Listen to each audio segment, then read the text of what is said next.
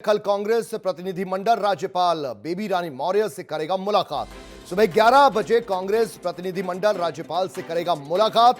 सत्र के दौरान विपक्ष की बात ना सुनने को लेकर होगी यह मुलाकात। महंगाई, कोरोना, बेरोजगारी, किसानों के मुद्दों पर कल अपनी बात रखेगा विपक्ष। राज्यपाल बेबी रानी मौर्य के सामने तो आज एक दिन का महज सत्र था जिसमें चर्चा खास नहीं हो पाई और यही शिकायत है कांग्रेस की कि उनकी आवाज को नहीं सुना गया। खासतौर पर कोरोना के चलते जिस तरीके से लगातार मामले बढ़े, तेजी से बढ़े और अभी भी हजारों मामले हैं, एक्टिव केसेस की संख्या भी ज्यादा है।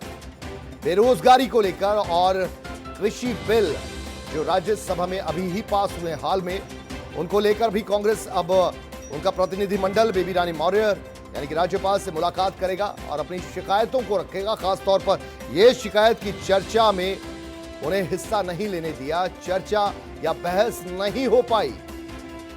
तो जनता के हितों से जुड़े मुद्दों पर खुलकर बहस नहीं हुई। महज 3 घंटे कुछ मिनट की यह कार्यवाही रही और कांग्रेस जो अपने मुद्दे रखना चाहती थी जनता के हित वाले, वो खुलकर नहीं रख पाई। इस बात की शिकायत होगी कल बेबी रानी मौर्य राज्यपाल उत्तराखंड से।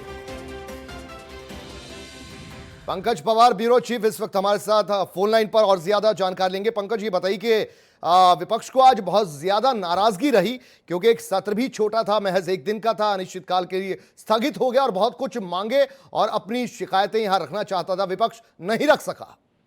देखिए कुलदीप, कार्य मंत्रणा की बैठक जब 20 तारीख को हुई थी तो इस बात को लेकर फैसला हुआ था कि अगर विपक्ष चाहेगा तो कोरोना या उसके अलावा एक दो मुद्दों पर कार्य स्थगन के उसमें हम चर्चा कर सकते हैं। लेकिन आज जब विपक्ष ने कार्य स्थगन की मांग की और चर्चा करने की बात की, चाहे कोरोना पे चाहे बेरोजगारी के मुद्दे पर, तो सत्ता पक्ष ने बिल्कुल उसको डिनाई कर दिया, बिल्कुल उनको बोलने नहीं दिया। तो इसी मुद्दे को लेकर अब कल जो कांग्रेस का प्रतिनिधिमंडल है वो राज्यपाल बेबी रानी मौर्य से मिलने जाएगा और अपनी बात रखेगा कि संवैधानिक अधिकार उनका है, वो सदन में अपनी बात रखना चाहते थे लेकिन सरकार ने उनको अपनी बात तक रखने नहीं दिया है। तो इसलिए कहीं ना कहीं कांग्रेस अब जो है वो इस मुद्दे को राजभवन लेके जा रहा है और उसके बाद सड़कों पे ले जाने की कोशिश करेगा। अच्छा पंकज, 2 बातें आपसे जानना चाहेंगे। 2 बड़े मुद्दे थे विपक्ष के। कोरोना पर चर्चा वो चाहता था, लगातार जो मौतें हुई हैं आंकड़े बढ़ते चले गए हैं।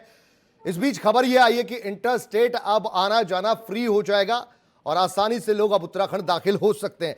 विपक्ष को यहां भी कुठारघात हुआ। और दूसरी बात, बेरोजगारी को लेकर, बेरोजगारी पर भी अपने सवाल दागना चाहता था विपक्ष। क्या कोई विधेयक, कोई बिल ऐसा आया जिस पर बेरोजगारी को लेकर कोई काम आगे बढ़ता हुआ नजर आया हो?